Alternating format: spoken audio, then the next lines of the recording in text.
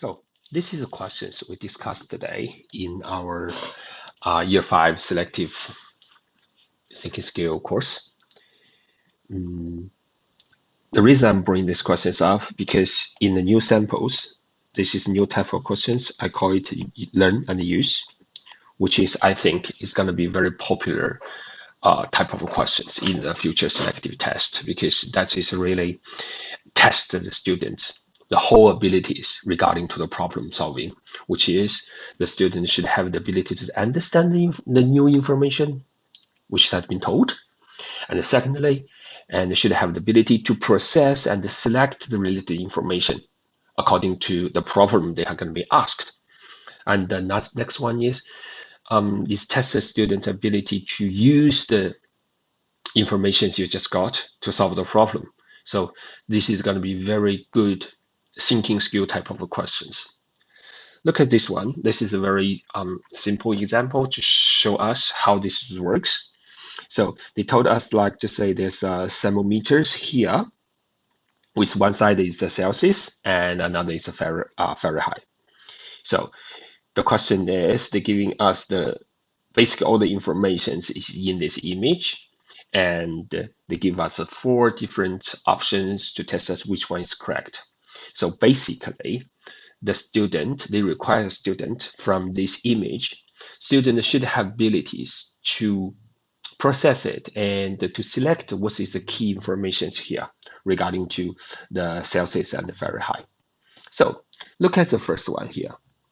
That is the first information very likely and all the student might get is that the 0 Celsius equals 32 Fahrenheit. Okay, that is the where they just beginning with, right? There's anchor readers that we can have for both Celsius and Fahrenheit. Of course, another one is 100 Celsius equals 215 Celsius. That is Fahrenheit. This is very easy to be look at it.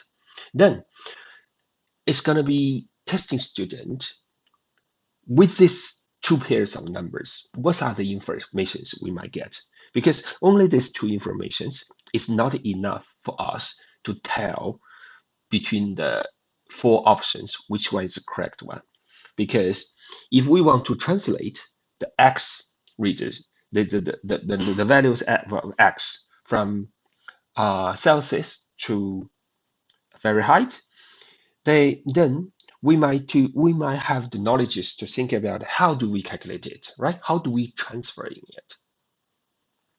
The thing is, this is what we know. 0 Celsius equals 32 Fahrenheit. But is that enough for us to translate all the Celsius degrees into the Fahrenheit?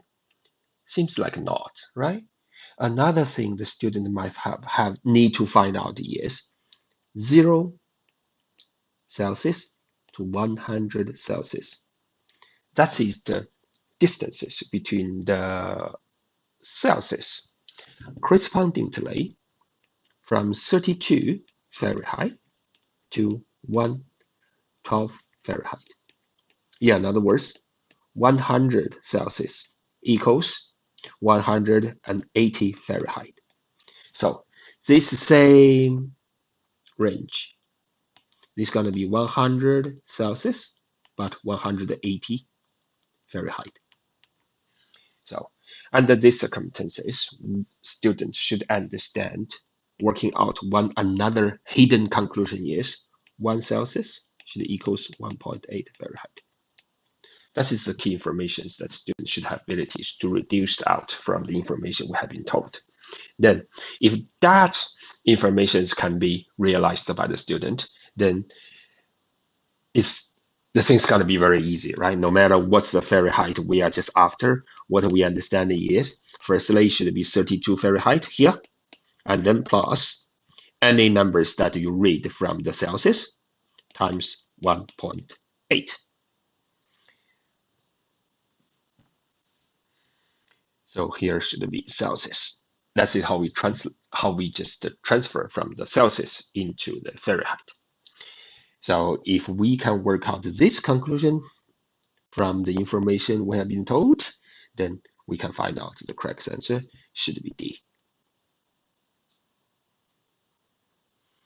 because x, after we translate it, it should be 70 here.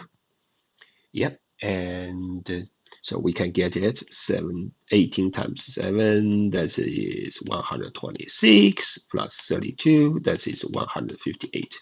But for y, what we got is 40. 32 plus 40 times 1.8, that's equals to 72 plus 32, that is 104.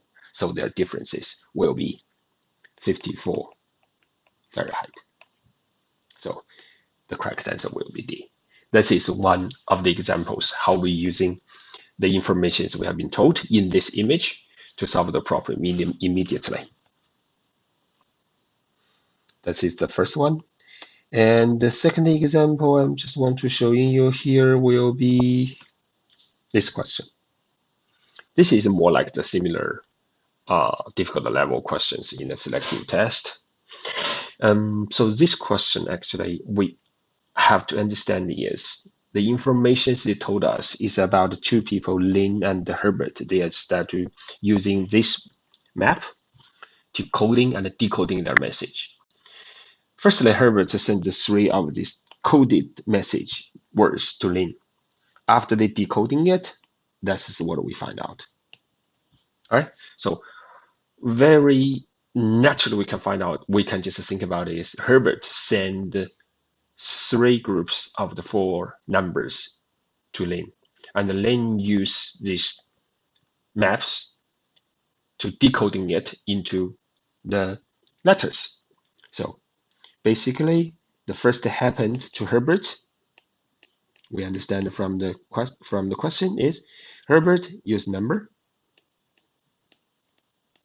and then Lin translates these numbers into words.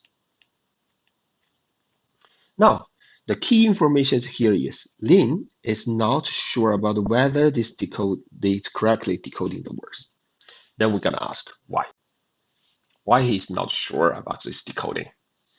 Yeah. So the only thing that now you understand that we can just think about it is since it's transfer from numbers to words, now we get the words, we try to use these words like decoding it back into the numbers to see what we got here. Because after we carefully search this surveys of these maps, we can find out each of the numbers they are corresponding to the multiple letters. There might be the reason. It might be the reason why Lin is not sure about the decoded words. So let's just decoding the back for LOAF. If we check the map, we'll find out the number is going to be 4206.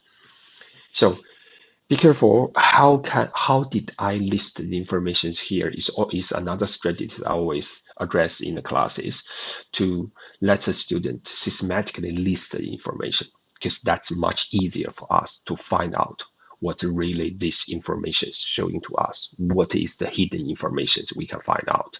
So how to represent your information is also the very key factors to decide if you can work out the answer correctly or not.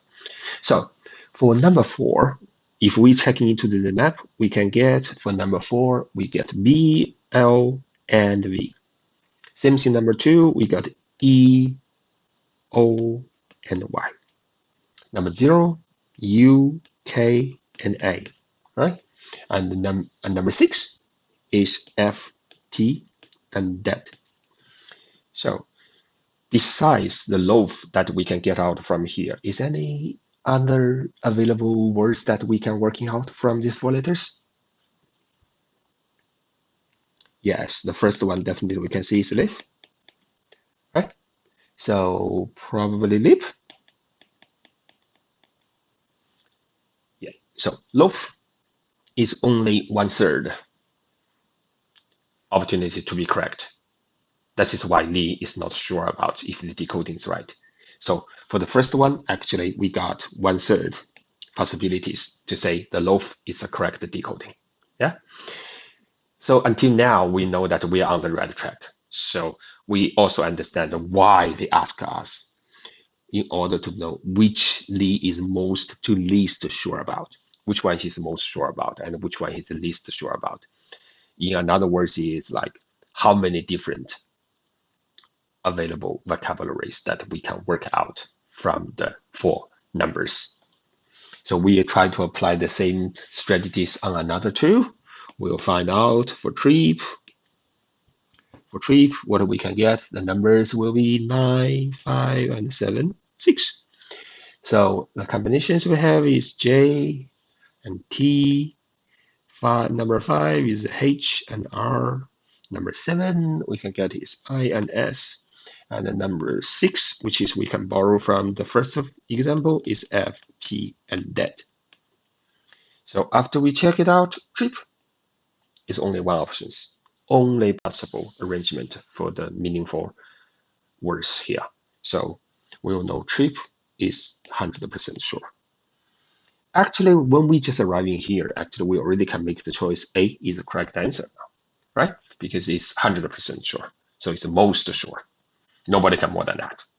But as to, to study these questions, it's no harm just working it out for the last one, which is mayor.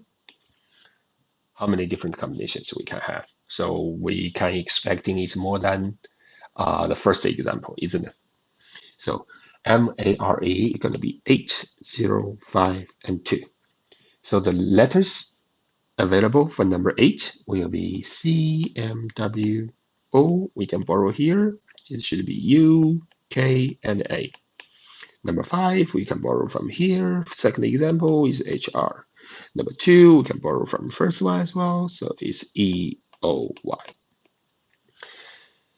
This is only, we borrow the previous example is just want to, try to answer the question as fast as we can. So for this one, yeah, it's just like what we expected, except the mayor, we can get a care, we can get Mary, we can get Larry, we can get cure. So easy enough, right? It's already one of the fifths that we're sure that MARE is the correct one. So the second one, we 100% sure. The first one, we got 1/3% sure. And for the last one, we only got a 1/5% sure. So that is why A is the correct answer. So let's put these two questions together. This is a very typical example to show us what is called learn and use, right? Learn and use technically is test abilities of the student who understand and use the knowledge immediately to solve the problem. So I do encourage the parents and the student, if you have any opportunities to practice more this type of questions, that's definitely going to help you in the future's selective test. So I get another example in another sample questions like this one here to showing you the pH scales. That type of questions also like tell us the new informations, and then you use that information immediately to process the information, and then try to use that information answer the questions. So I think that is very two examples today to show you how to prepare this type of question. Hopefully that can be help you. Yeah, I will stop here for today and hopefully see you later. Bye guys.